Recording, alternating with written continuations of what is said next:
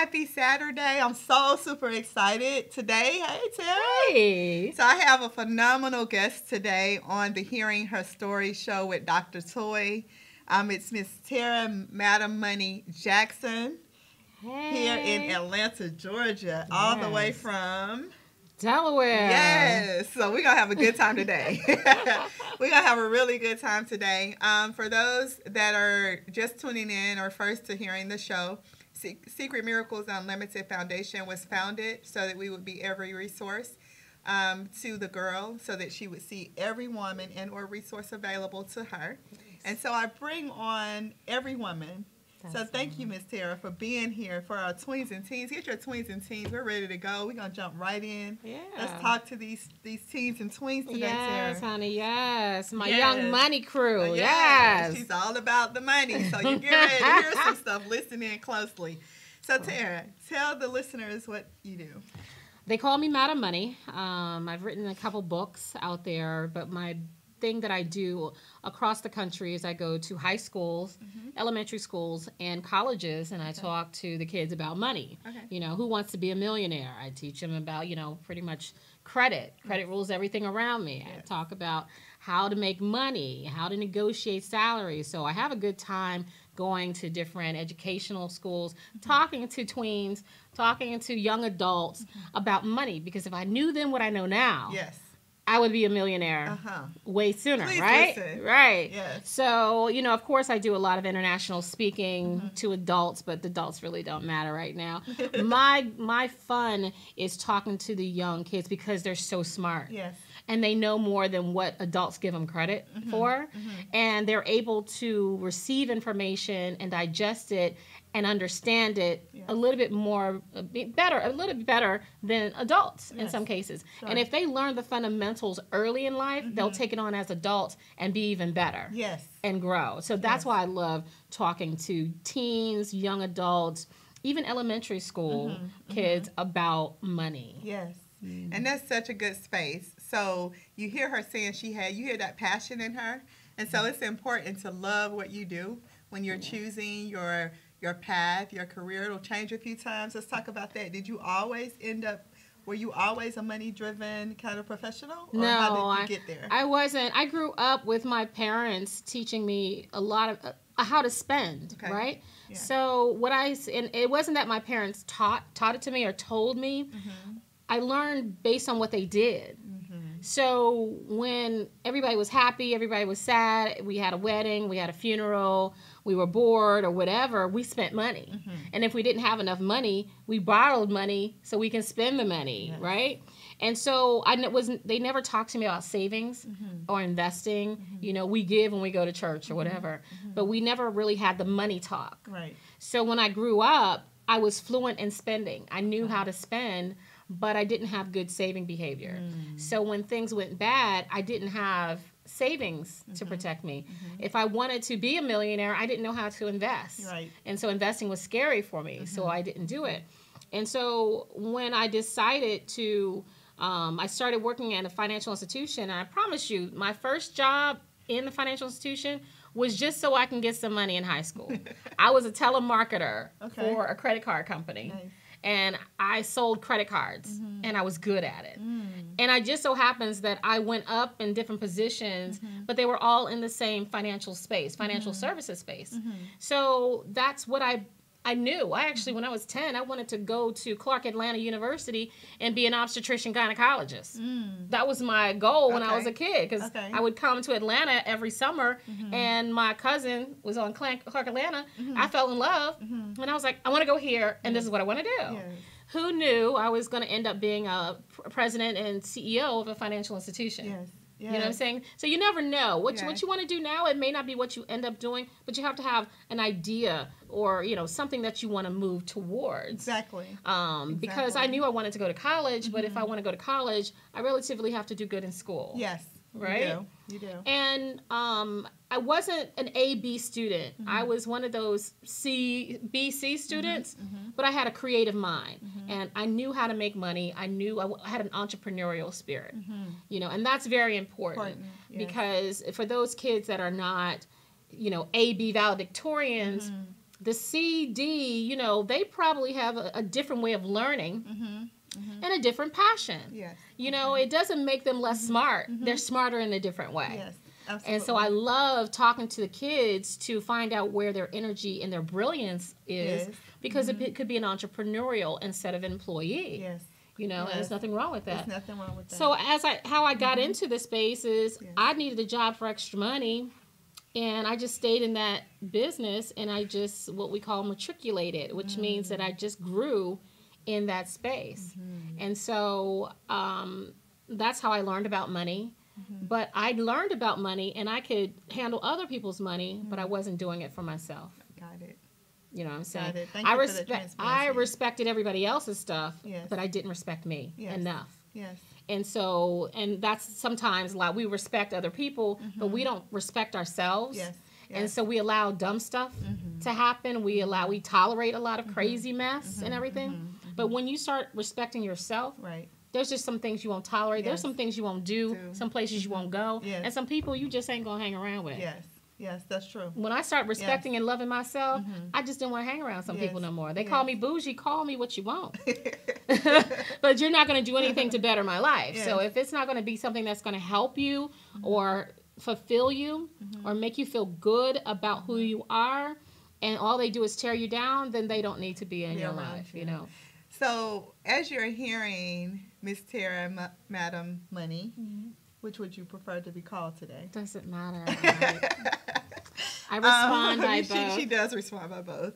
But as you're hearing her, again, going back to that passion, but you keyed in on a few things just in that moment.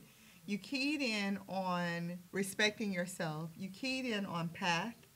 And you keyed in on that you don't have to be the AB. Yes, we want good grades. Yes, we want you to be in school. Yes, we want you to do all of that. But what I get from that, because I was not the AB student. Yes, I have buku of education. Yes, but testing, it was just horrible. Right. Oh, gosh. It was just horrible. I was a horrible tester. Grades were fine around 11th grade when I knew I had to go. Most will know, the audience knows, I had my daughter at 16. This is my story, and this is what created the passion in me. And my mom had me when she was 15. It created the passion in me. And so I ended up with another perspective on grades and getting on honor roll. And so I did that 11th, 12th grade, but it was not always that way, right? And what I heard Tara basically say in that conversation, too, is that if you treat your space as an entrepreneur, and we're going to talk about that so they will truly understand what that means, right? You treat your space as an entrepreneur, which means I'm in class because I want and I have a focus on something, on this. And you treat it almost like a business, and so I'm going to relate it to something. So career-wise, early on, in dealing with corporate America and career, you're dealing with a lot of different people, and tweens and teens, you can relate this to the students in your class or in your school. I would always say to myself, I work for God and not man. I work for God and not man. And I didn't understand at that time that it was in Colossians 3:23. I didn't get that until later, like in my life. Right. But it kept me grounded. But in my saying that and connecting it back to what I was just saying, is that because I thought like that, I felt like the career and the job that I was in was mine. I was the entrepreneur in that space. Right. And so that's where I was going with that. Like, I hope that analogy helped you, but act like it's yours. Act like it truly is yours, and then you'll probably get a turnaround maybe if you're in a stuck space, or if you feel like, you know what, I could do a little better. Treat it as if it's yours. So let's talk about entrepreneur and just talk about that moment right there so they will truly understand, just in case we don't have a twin in the team that truly understands. They hear the word being around. Right, we hear entrepreneur, and everybody has a different definition about what an entrepreneur is. But it's a person who establishes, creates enterprises. Enterprises can be businesses, it could be organizations, it could be anything that's wealth building within that, right?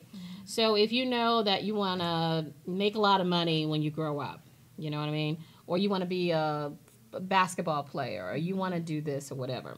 You once you understand what you want and your goal, now you can create an enterprise to help you get there.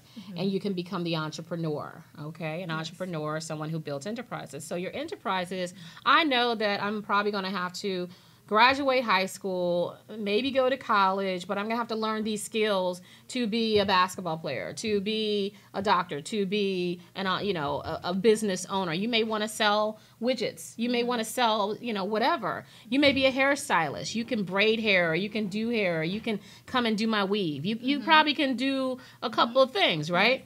But you have to understand, in order to get there, what is required to get there. Yes. And so if you look at your classrooms, you're dealing with people, you're going to deal with a lot of people that don't like you, that you conflict with. That's just helping you to prepare to deal with adults when you're an adult in that situation. So we, as adults, we deal with bullies too. You know what I'm saying? So you got to learn now how to deal with bullies, because when you grow up, you're going to have adult bullies and how to deal with them.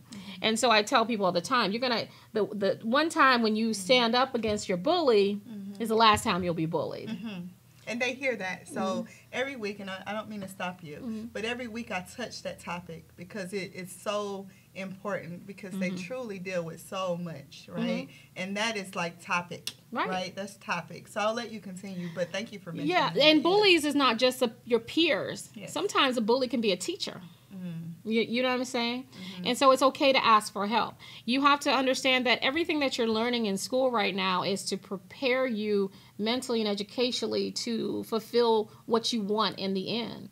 Like, I really didn't understand how chemistry, or even biology, or even algebra and all that, how am I going to use this in life, right? I was really good at math to a point where I was taking 2 maths, algebra and trigonometry.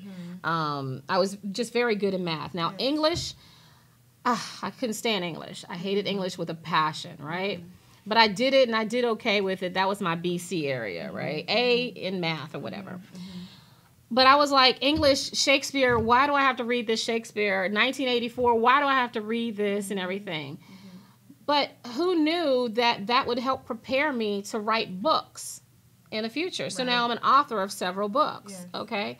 Math, I create equations all the time, because if I want to know how much money I need to make, I need to know how much I need to sell. Well, then how much did each unit cost? And so that's an algebraic equation. So I'm not going to get away from math or whatever. Even, why do I need to learn Spanish or whatever? Well, who knew I was going to go to Italy and Spain, for my job? So at least I knew a little bit. So everything that you are doing right now, God is putting you in that position for something that you're going to do in the future. That's good. That's why some people take Spanish, some people take French and German, and you realize that you've been placed in France or German. Oh, and I know these languages. So don't knock the hustle of going to school. That is really to prepare you to get to what you want. It's not a necessary evil. It is actually the biggest blessing of an investment into you to get you where you want to go, right? Because you want to make money. Because at the end of the day, we need money to buy the stuff that we want. Absolutely. And to survive. And to invest, learn about money. Don't wait for people to teach you about certain things. You can relatively Google. We're on the internet 24/7 already. You know what I mean? Use it for good. That's what use it for good, not evil. Use your superpowers for good, not evil. And your superpower is your brilliance, and you're smart. And I don't care what grade you get. You're brilliant in your own right. You just have to understand what your brilliance is. You just have to understand. That's totally it. And as we talk about knowing what your brilliance is, I'm going to just kind of stop in the middle of this, because as I said earlier, we're here as a resource. And so I'm going to stop so that Tara can give her social medias. I will then, of course, give Secret Miracles so that she would be a resource, because we do have some teens out there that do not have the direct support. And so we're going to talk credit and explaining the importance of it and explaining what it means, but I will provide that information, allow her to provide the information, and in turn, if you need to speak to her, you can get her through Secret Miracles. Absolutely. So understanding your brilliance, and in understanding your brilliance in this world, economy, social life, and all of the stuff that we do, right? Credit is important. Yes? What is credit? Credit is money that is borrowed. Like, you ask your mom, can you borrow some money? So you're borrowing money from an institution or an organization to buy something, to pay it all up front now, and then you're going to pay it back in installments or in small payments in the future. Like you want to get a car, you don't have $20,000 in cash right now, so you're going to borrow $20,000 so you can pay for the car up front, but you're going to pay it back in small payments over time, right? But it's going to cost you because you're buying money. So credit, you get a loan, you're going to buy money, and it's based on that interest rate, okay? So that's why if you get a credit card, you're borrowing or buying money, and you're going to be charged a fee for it, which is the interest rate, okay? And so whether it's for student loans, whether it's for a car, whether it's for a house, whatever it's for, you're going to take someone else, other people's money that you're buying or you're borrowing, and you're going to use that lump sum to buy it so you get it now, and then you pay over time later, okay? That's relatively credit, okay? But with credit, people don't just give you credit. You have to qualify for it, right? And so credit, people look at your credit report, and I'm going to explain what the credit report is. Please. And people look at your credit score. And if you have a good credit score and a good credit report, they're going to feel more comfortable with giving you or lending you the money, okay? So a credit report is almost like your grade book. Okay, your school grade book, okay? And in that grade book, you have different assignments that are there. And how well did you do on each of those assignments? And those average grades creates a GPA, okay? Your credit score is your financial GPA. If you have a high financial GPA, people are going to love you, and you're going to get a whole bunch of scholarships, right? Yes. Right? Yes. So if you have That's if you're a valedictorian, this one girl got 30 colleges that won her and 30 scholarships, right? Unfortunately, mine was a little mediocre. I got accepted to a few, but none of them were trying to give me scholarships, okay? So depending on how high your credit score is, your financial GPA is, will determine how much money people will lend to you and how cheap it will be. Because the higher your financial GPA, the less it costs to borrow money. Yes. Right? Yes. So the goal is, each item that's on your credit report are different, what's called trade lines. Those are the different financial institutions or different times you borrowed money. You got a credit card, you got an auto loan, got an installment loan and all of that, student loan and everything. And so if you didn't pay on one of those loans, that's like getting an F or a 0 on one of those grades. And it affects the GPA. And what if you don't pay anybody? That's like getting Fs on all of the assignments. So you're going to have a bad GPA.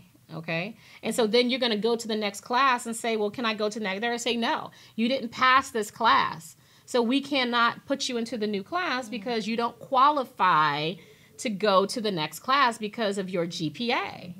Okay? That's all the credit report is. It is your financial grade book. All the trade lines are each assignment that you do, how well you do with those each assignments, then create a grade, and that grade creates a GPA. So that creates your credit score. Yes. So the higher your credit score, the more money you can borrow and the less it's going to cost you. The lower your credit score, either you're not going to get approved for anything or it's going to cost you way more to get it and you'll get less. And you get less. Yeah. It's just your financial grade book and your financial GPA. Yes.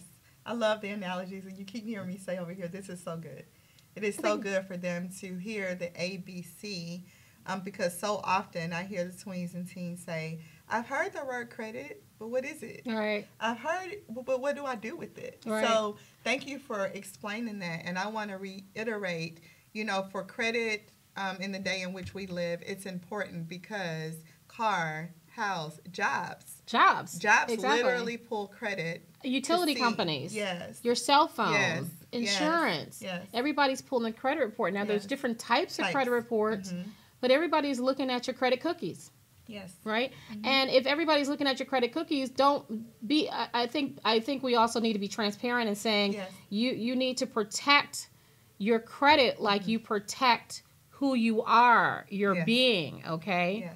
So you don't let everybody touch you. You don't let everybody come near you. You don't just let everybody. And I say that to say with your credit, you don't just let any and everybody pull your credit. Exactly. Just because they have a toy and you're in high school or college and you want to apply for this credit card, you don't allow everybody to pull your credit cookies. You just don't let them do it.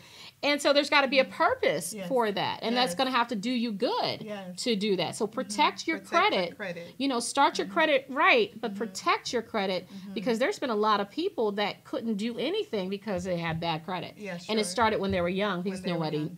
taught them. Yeah. And so we're here to teach you, right? And so you hear me say every week, tweens and teens, that we're here as a resource. And so you will be learning through us. Tara, explain I was going somewhere with the credit, protecting the credit. Mm-hmm. How is credit pulled? So let's talk about Social Security number. What is that? Your Social Security number is pretty much an ID number that's assigned to you at birth, Yes. right? So, and Social Security numbers, I believe, is a very new type thing. They had to be able to account for every being that's there because they wanted to be able to tax people, right?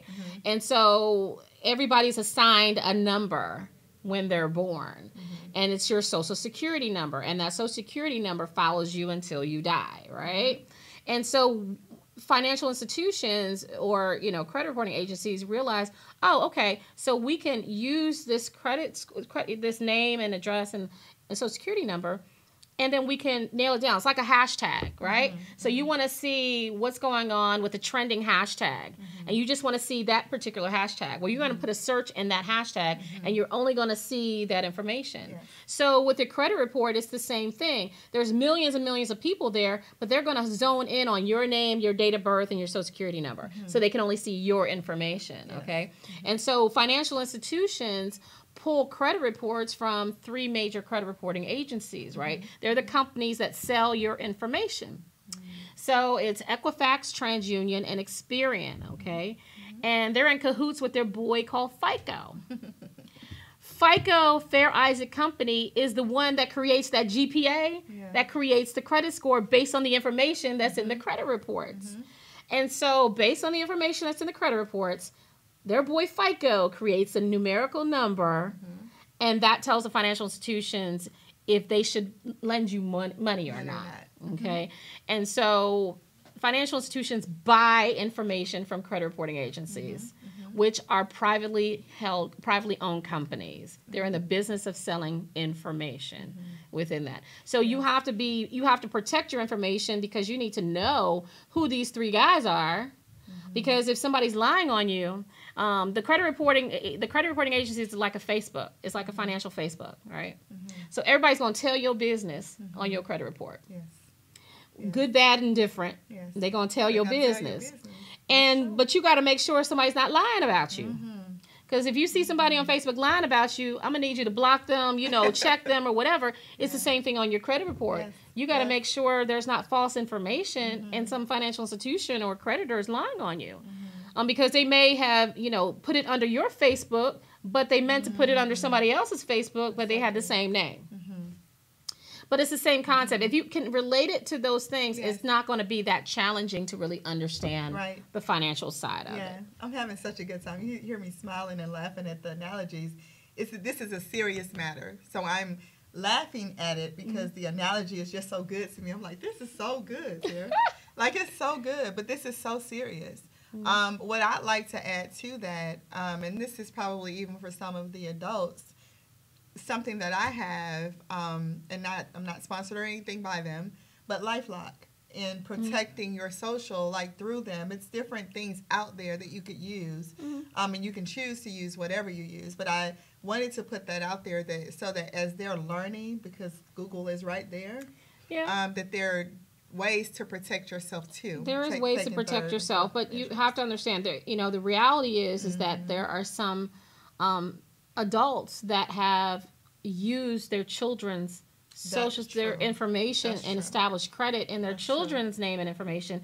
And by the time they were adults to be able to want to use credit, they had bad credit. It's so true. And it wasn't because of them. And you know what those adults don't understand is that's a federal offense. That's identity theft. You know what I mean? Now, you know, they're like, oh, my credit's bad, but I need to get utilities, and they put utilities in there because their credit's bad. They didn't pay that utility bill, so now that utility bill is on the child's credit report. And so when the child's ready to, you know, borrow money for school or get a car, now they have bad credit before they even had a chance to establish it themselves. So true. You know what I'm saying? And so now kids are like, do I, you know, go against this and sue and dispute, but it's my parents? Yes. Or do I just try to fix it myself? Yes, got it. You know, it becomes a big challenge. So parents, don't do that to your kid. Don't steal their don't do that to your kids, because the credit and establishing credit, that's something they need to build onto their own. Yeah. If they want to mess it up, they mess it up. Right. But don't you mess it up for them. Give them their own option. Right. You know, and that touches me, right? And it really does. Not that it has happened to me, but allow the kids to grow up. Right. You know, just allow them to grow up. Don't stifle their opportunities for that. Yeah. Because they don't find out until their credit is pulled. And they're like, what? I don't have credit established. I've never had credit. And they're like, that's so important. You got really bad credit. And they're like, but I've never applied for anything. Yeah, and they just, so important. Yeah. It's so important.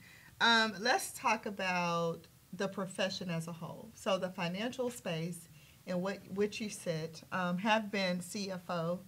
I know. I've been a CEO. I've been an executive vice president, executive vice president of financial institution. I've been a VP, vice president of lending, and I've been a corporate trainer.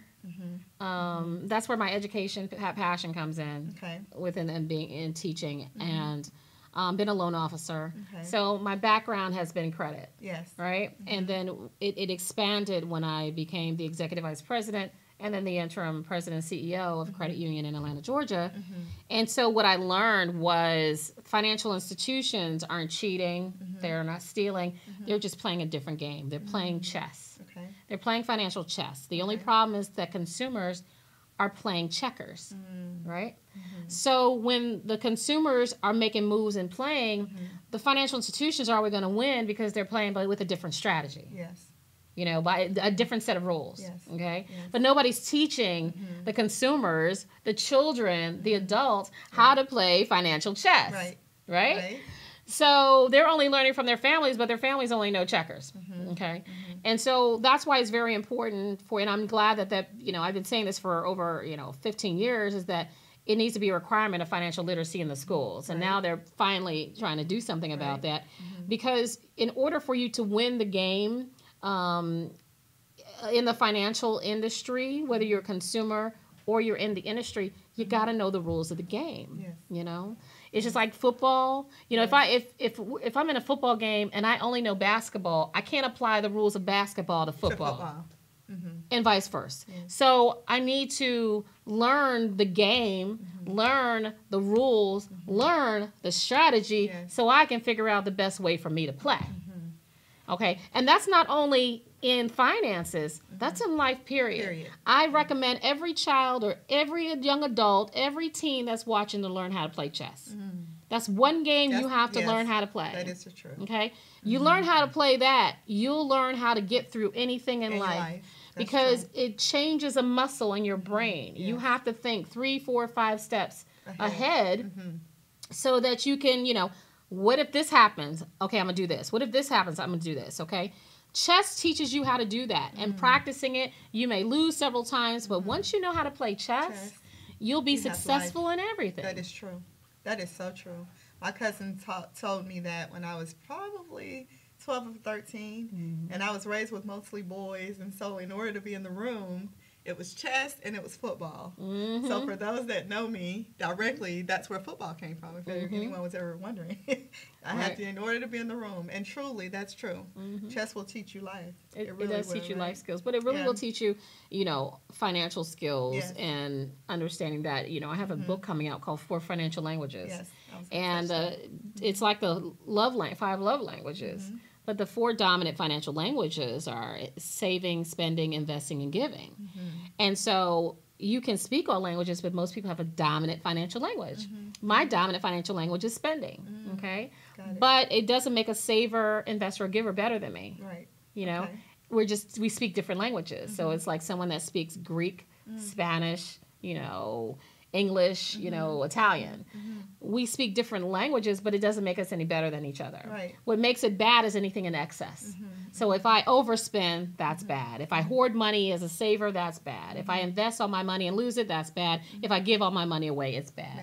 But what's the important thing is, even as a young person, you have to understand what is it that you like to do with money. Do you like to spend it? Do you like to save it? Do you like to invest it in businesses and watch it grow? Or do you like to give it? And once you understand that, you can expand on it, and then you learn other financial languages. So not only do you speak English, but you can also learn Spanish. You can learn Greek. You can learn Italian, right? So as a spender, you can learn savings. You can learn investing. You can learn giving. And it's easier to learn when you're younger than when you get hard-headed and old like us. Yeah. I mean, older. I mean, more mature. Right, thank you. Yes. Like us. Like us. More mature and cuter like us, right? Right. So it's easier to learn, you know, the younger you are, and it's more fun. Yes. Talking about money should be fun. Right. Adults made it really boring and scary. Yeah. That sucks. So that's why I love talking to kids about money, because it's fun. It's fun for them. It's fun talking about money with them, because there's so many possibilities. Yes. And with adults, they already have it in their mind of how it's going to go and what it is. But the younger adults, between the 10 and 20, you know, that range right there, that's when we have the most fun talking about money, because there's so many opportunities and so many possibilities. Yes. And if you do it the right way with great resources such as Miss Tara, and so I want you to give your information. We're going to keep speaking, but I want you to give your information right now, because I was going to touch the book that's coming out, and I want the audience to kind of know when that's coming and how they can get it. If there are schools and organizations that I believe that Tara and I are going to do some work together for the kids. Of course. But let's just give your information right now. Great. The website is madamoney.com, MADAMMONEY.com, and all my social media is Ms. Madamoney, MSMADAMMONEY. Follow me on Twitter, Instagram, LinkedIn, Facebook. And on YouTube is Financial Fornication. So that's my other book on there. Okay. But I did want to share one tip with the audience. Please. So if any of you are interested in starting to learn how to invest, or if we have any families or parents that are watching, here is a cool way to start investing, right? Okay. I call it the investing scavenger hunt. So there's a saving scavenger hunt and an investing scavenger hunt. So the investing scavenger hunt is you find something that you like that your family buys the most, or a game system you like, or a pair of shoes that you like, something that you buy the most. Once you identify what that product is, find out who the manufacturer or who makes the product, what company makes the product. Then look and see if they're on the open stock exchange, right? If they're a public company on the stock exchange. Okay. If they're on the stock exchange, find out how much one share costs. One share is ownership. So that means you got 1% or one share ownership of it. So for example, you like to buy Nikes, okay? So Nike is on the New York Stock Exchange. And right now I think Nike went up to $80, okay? So for one share, $80, okay? So instead of buying a $200 pair of shoes, maybe the family wants to invest that money and buy 2 shares of Nike. So the next time when you buy Nike shoes, you're buying from a company you own, okay? So and then as a family, you watch how Nike is going to do. Is it going up? Is it going down? And you make decisions as family. Are we going to buy more stock so we can make more money? Or maybe you want to buy another company. Maybe you go to McDonald's all the time and you want to buy a stock, a stock or two in McDonald's, but you do that as a family. Or you can do it yourself with your parents' help, okay? Saving scavenger hunt is you find things that you buy the most, and then you try to find alternatives that's going to save money. So there's a lot of brand name stuff that we buy.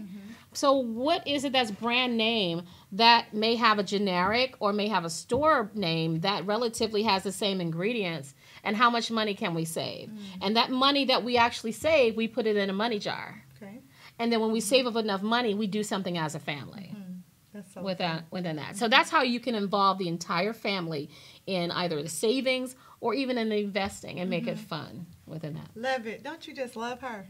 I was so excited about this show because Tara is the real money person. Does that make sense? As far as like real life experience, she's going to give you analogies. She's going to make it plain. You always hear me say, write it down and make it plain. Yeah. Habakkuk 2 too. Exactly. That too. And she voices it that way. And I just absolutely. So I hope you're getting something from this. Earlier you talked about the different professions there. And what I always like to do is connect the girl or the tweening teen to possibly wanting to become a financial person. And you touched on it just a little bit, but how did you become a CEO in the financial world? How did that happen? That came up with going through different positions and opportunities and applying for certain things. So I started off as a telemarketer selling credit cards. And then I applied to be a loan officer, and then from being a loan officer, I ended up being a trainer, a corporate trainer, and working for banks and everything. Some people start off, you can, maybe you want to be in the financial service industry and you want to learn it. You can start off and be a teller. That's a great opportunity because you're learning how to count cash, you're understanding the different things. And then maybe learn to be a customer service representative, then be a loan officer. And it depends on what you want to do in the financial services. You can go in the banking industry or you can go into the investment side of it. You know what I'm saying? You may go into the insurance side of it. There are so many occupations that are available or jobs that are available in there, and a lot of them have interning or part-time. So if you're part-time, summer, Christmas, they're always looking for. So financial institutions, especially credit unions, they're looking for those seasonal part-time workers, especially during the holidays when it gets really busy. And so once you go there frequently and say that's your summer job and your winter job, your winter break job, then eventually once you graduate from high school or you graduate from college, there may be an opportunity there. So now you have experience for your resume, but you've established relationship and you may be able to do something different. There's marketing, there's technology, there's so many, there's counseling, there's so many things in the financial space. Yes. Yeah. So I wanted to touch that just because, and you heard how broad that is. That's a broad spectrum because oftentimes for financial, I know when I was being raised, you think about the tellers, you think about the bank, right? You don't think about everything that's on the outside of that. So you heard Ms. Tara basically say you have counselors there, you have bankers there, yes. I mean, you have social media. You have social media. It's so much you can do with the financial world. So I wanted them to kind of hear the backstory. Let's take it back a little bit more. Let's go deeper. Oh, deeper. Okay. I want to go a little deeper. I want to go deeper to who Tara was in middle school, high school, and how important it was and the journey that took you there. Well, the journey that took me to where I am is that my mom married a man in the Air Force. My stepdad was in the Air Force. So when I was young, I immediately was traveling, right? So once I got comfortable in one spot and had friends and everything, then all of a sudden we had to move. And so it was a challenge when I first moved. My first moving was to Hawaii. And I'm 6 years old and I don't know anybody and I'm scared and I got to go to a new school and all of this. And I thought I was going to be hanging out with my kindergarten friends and we were going to go to first grade together. No, they want to go Hawaii. So I had to learn how to meet people. And so by the time I reached, the middle school area, it wasn't hard for me to make friends. I can come up and say hi to people, but I'm innately a shy person. But because I was put in a position where I moved around so much, I had to learn how to be a little bit more open. Okay. And then when we came back to Delaware and I was in the middle school realm, I went to a private school. Okay. And so the private school was intimate, and I dealt with probably the most bullying at the private school. I dealt with bullying. Some days it was great, and then sometimes it wasn't. So I experienced that. But it was something different than what I was used to before. And then when I went into high school, it was different. And I was really more to myself, more shy. It wasn't until my late sophomore, junior year is when I really opened up. Okay. And when I say opened up is that I started to understand my voice. So that's when I became the junior choir director. Okay. So as a junior choir director, that gave me leadership. Yes. Because, the type of person I am, I love to lead, but I love to help people from the back. I lead from the back. right? So I need to give you everything you need to be successful, because if you look good, I look good. Right. You know what I'm saying? Sure. And then I became the senior director. But then I was the founder of the Dover High School Gospel Choir. Okay. And so I got most talkative in there. And that's when I really, 10th grade is when my history teacher said, you're either going to be an Oprah or you're going to be an attorney. And I'm like, okay, why not be both? But I knew then that I liked to talk and I had something to say. But I'm innately a shy person, you know? But just because I'm innately a shy person doesn't mean I have to be shy.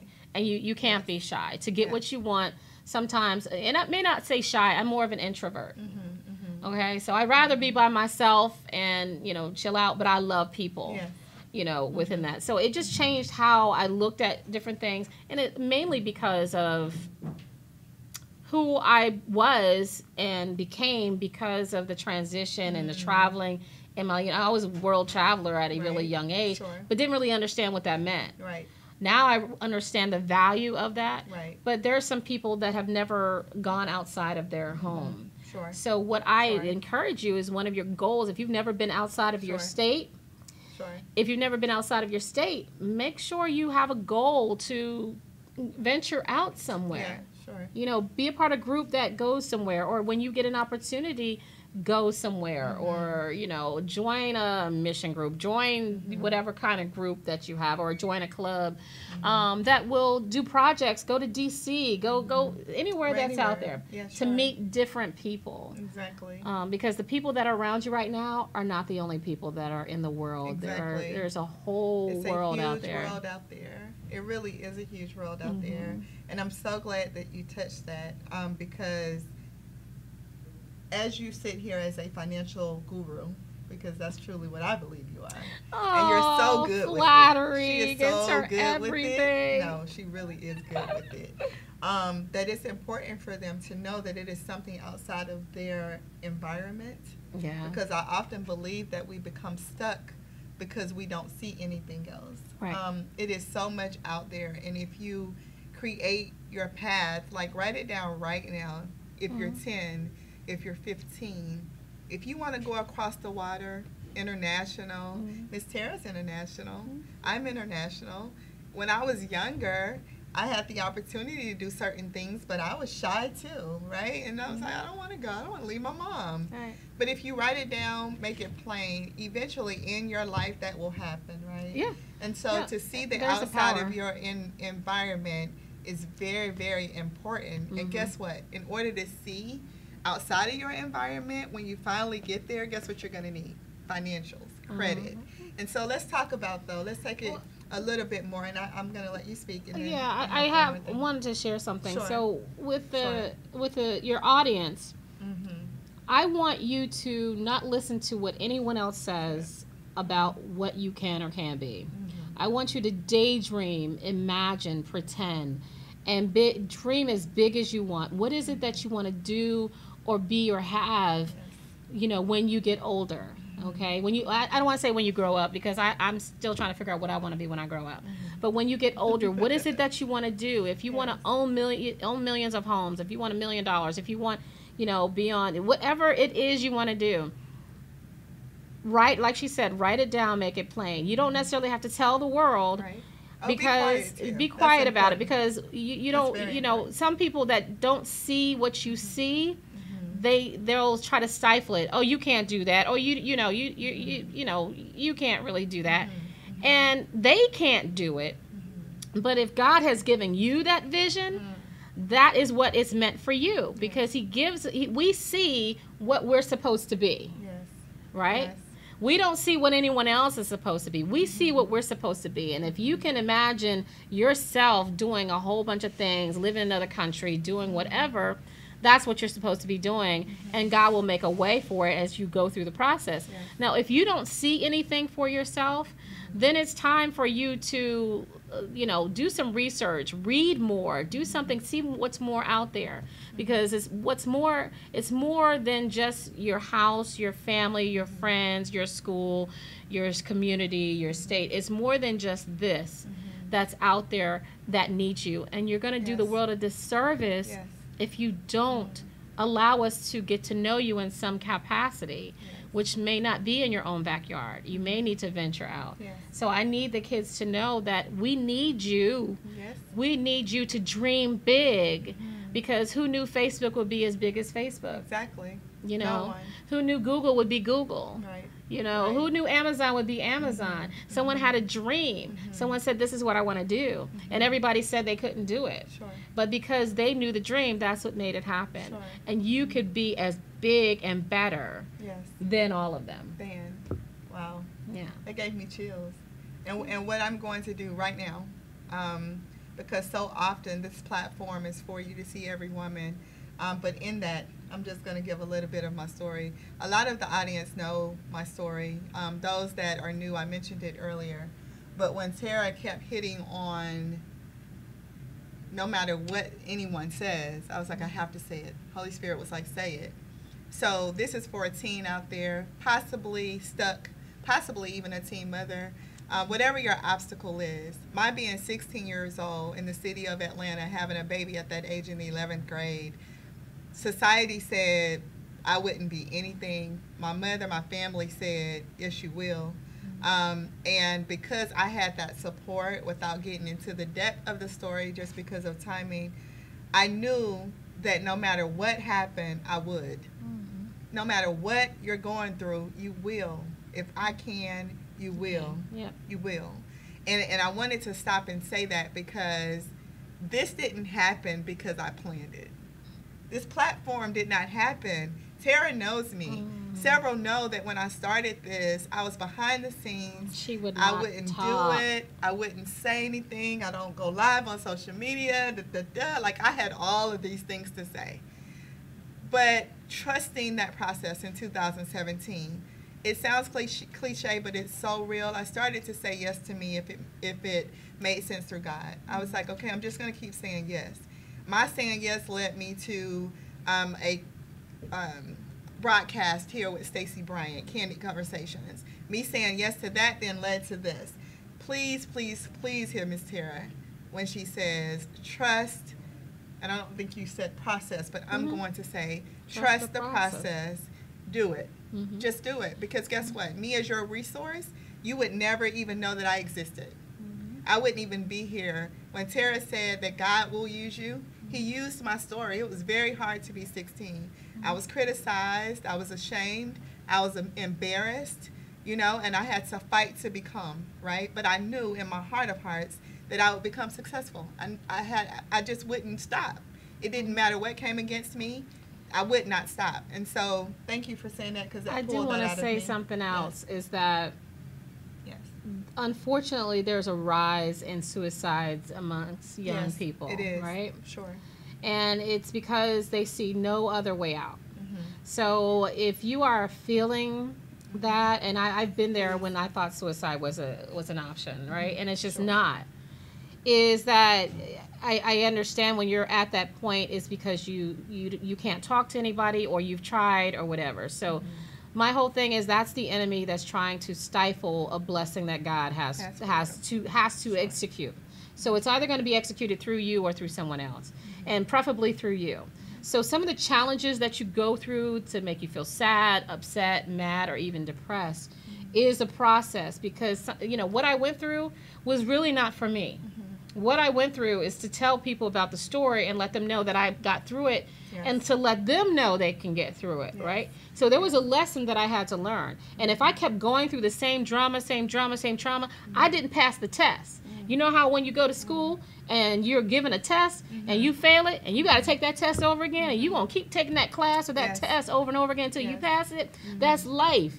And so if you keep going through the same challenges, the same bullies, the same teachers, is because you didn't pass the test. So learn from the mistakes.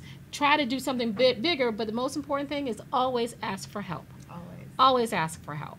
I still ask for help till this day. Yes. And I don't know if your parents said it. I know my mother said, closed mouths do not get fed. So and I'm always hungry. Yes. Yeah, so closed mouths do not get fed. We like to eat. I like to eat. So open your mouth, ask, right? And guess what? I'll keep saying, I'm going to give this information for Secret Miracles right now. Ask Dr. Toy.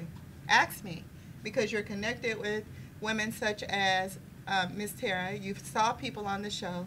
Secret Miracles information is at Secret Miracles on Instagram. It's Secret Miracles Unlimited Foundation on Facebook. It's Secret_Miracles on Twitter. And the phone number is 833-777-4475. Again, it's 833-777-4475. Call and just say, I need help, whatever it is. We are building the database of resources and professional and wonderful women and or resources organizations for you so that you will become, because I believe that you will become successful, whatever your successful is, right? I believe that you will. And again, it's something in me today that's saying someone out there feels stuck, that you don't feel so well, right? Please call. Please, please, please call. Please call. I'm not a therapist, not a counselor, but I am a resource. And I will make sure that you're connected to the right people, okay? Tara, as we're wrapping up, because we only have about maybe 7-8 minutes left, what is, give the younger people, the tweens and the teens, advice that you would have given yourself as a younger person? Hashtag save something sooner. Save something sooner. Okay? Hashtag save something sooner. I would have put more money aside because of this beautiful magic thing called compound interest, right? So compound interest is like, how can I say?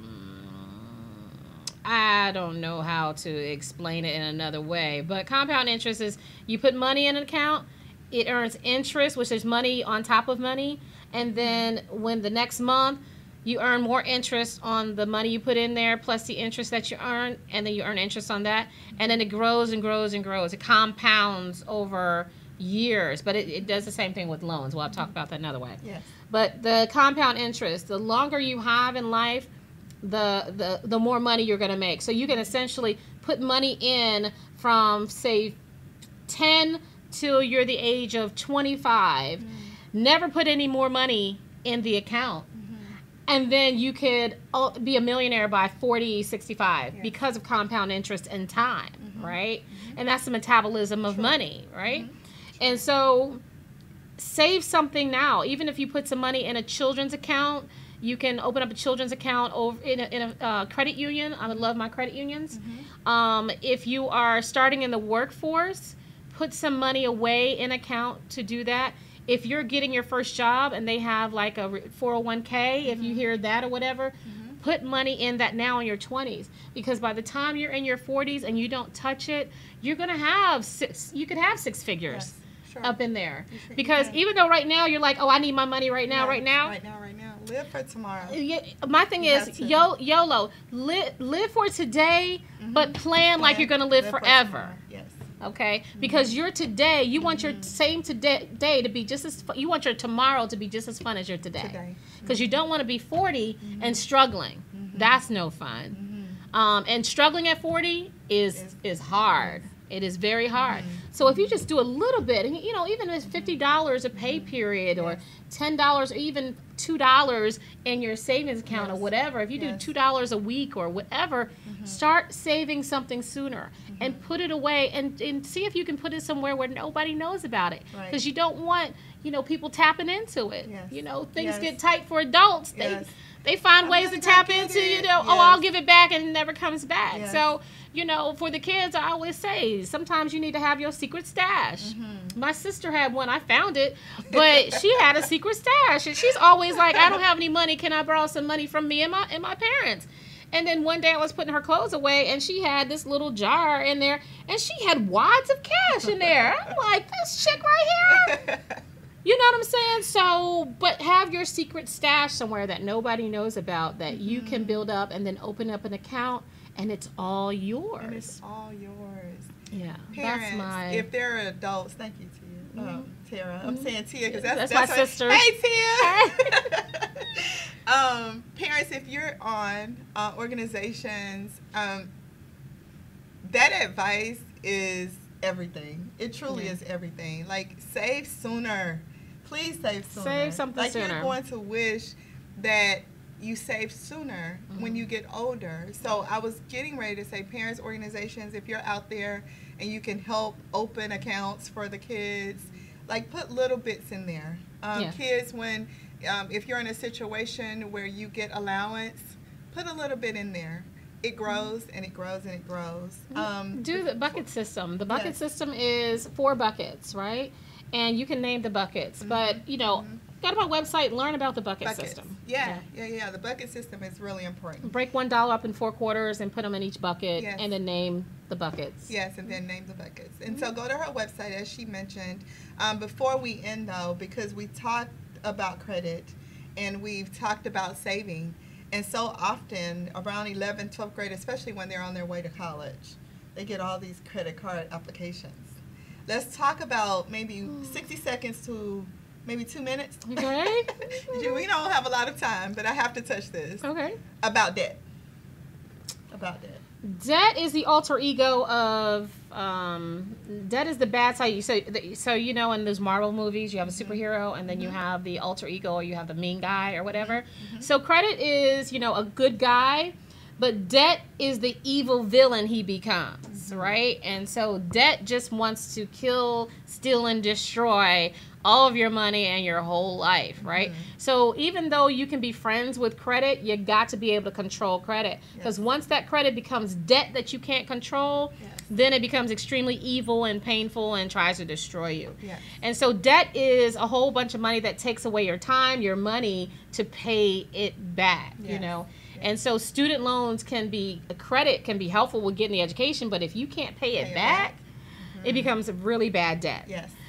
So just, the best way to start establishing credit is to save up some money, maybe $300, $500, get a secured credit card, which is a credit card, but your savings is the collateral or attaches to it. So if you don't pay it, they can at least have your money, but and use it and then pay it off.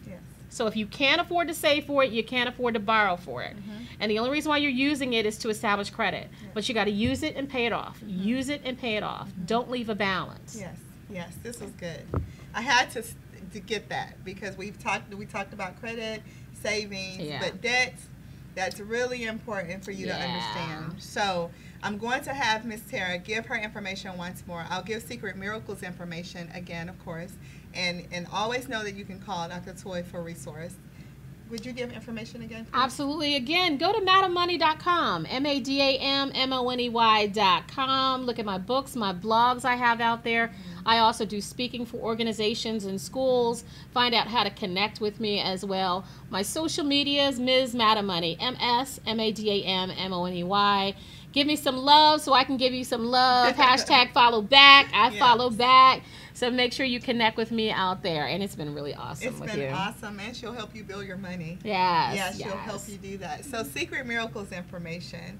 Again, it's Secret Miracles at Instagram, Secret_Miracles on Twitter, Secret Miracles Unlimited Foundation on Facebook. The phone number is 833-777-4475, and our website is secretmiraclesunlimited.org.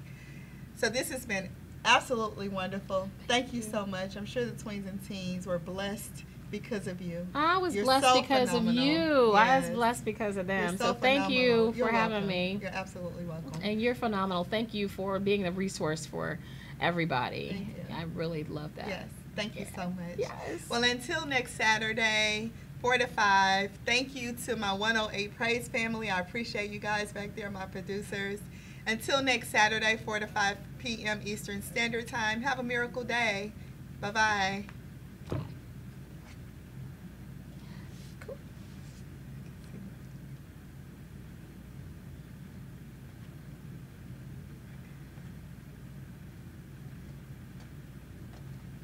Okay. Okay. You're recording, so normally he stops the cameras. Okay. So maybe he'll just cut it off. Yeah, he'll cut it off and trim And it. then He'll edit. I'm like, normally he tells me when to move. I don't know what to do. We He gave him wasn't enough in time. here. We were supposed to have pictures. I hope he took them. He take them He behind was- the scenes. He was too. He's everywhere today, but I've never pre-recorded, so He's too. I guess he was distracted. yeah, he was loud today too. Yeah, I was like, what's that all about? But I'm never here on Monday. I'm here on Saturday. So I think because his show doesn't not air until 7 o'clock tonight. So I think he was just in the middle, but I hope he took some pictures. But he normally takes some here. He's gonna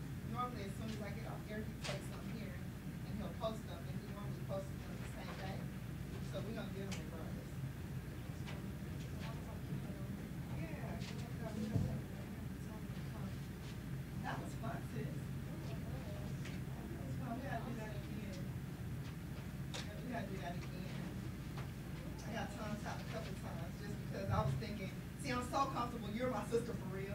So I'm comfortable. I want to be like, talk about your book, other book. We couldn't.